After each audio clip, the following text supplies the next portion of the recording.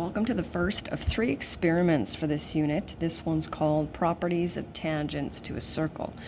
And we'll be using some of the vocabulary that we learned in the first lesson.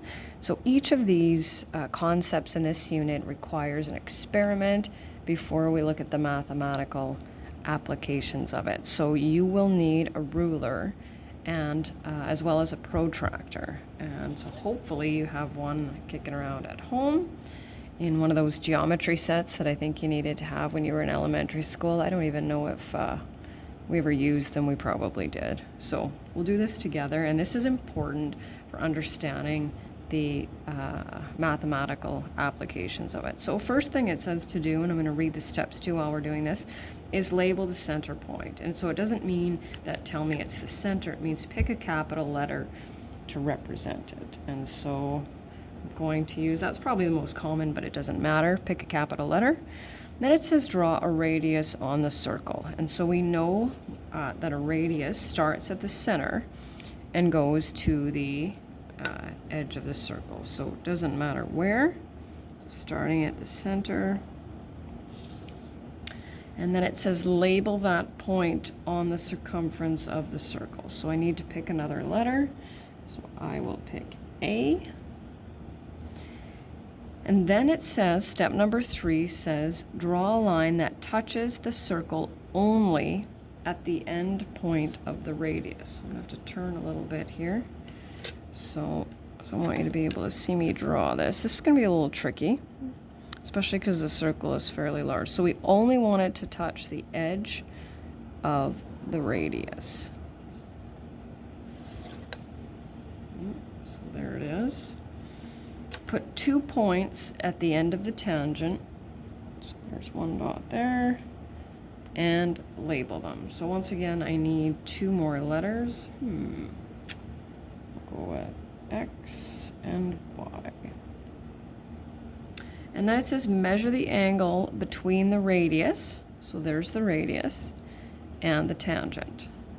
And so it doesn't matter which side. But we need to be able to label angles properly. So in some cases, we only need 1 letter. But for example, in this case, we can't use A because which one does that mean, right? So we'll use 3 letters, and we just have to make sure that the A is in the middle. So we can call this, for mine anyway, we can call it angle, capital XAO, or angle, capital OAX. Doesn't really matter, so I'm going to put that down there. And I remember doing this one with students that sometimes it's been a while since you've measured angles, so we need to line this up. Okay, so I'll show you. It's this part right here that needs to line up exactly, right? So I'm doing OAX, so I'm going to start at 0, 10, 20, 30, 40, 50, 60, 70, 80, and I was sure of it, I have a 90-degree angle there. So down here, I've got my 90-degree angle. Then it says repeat steps 2 through 5 for 2 other radii, that's the plural of radius, and lines that touch the circle. So let's see what we have here. So we'll do another one. I'm going to eventually have to turn this. So I'll draw another radius.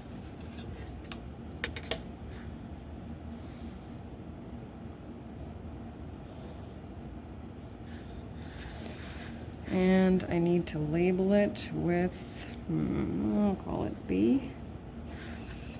And then another tangent line that only crosses it once.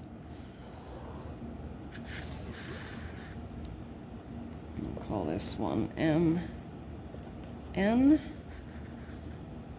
Right. So what do you think's going to be the measurement of angle OBN? Sure looks like it's going to be the same as my other one, and it is also 90 degrees. So angle OBN is 90. And one more, I'm going to put this one upside down, although I know what's going to happen, right? Using my protractor as a ruler. Call this one C. Can't quite draw it there.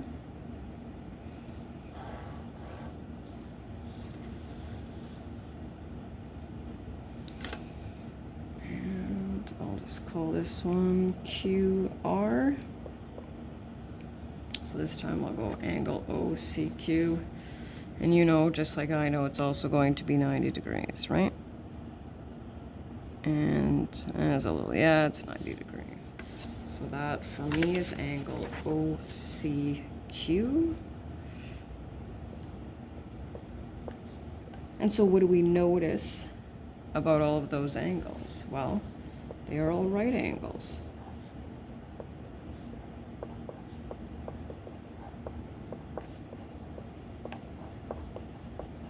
And so our conclusion is that when we have a line that is tangent to a circle at the radius, what does it create? It creates a 90-degree angle.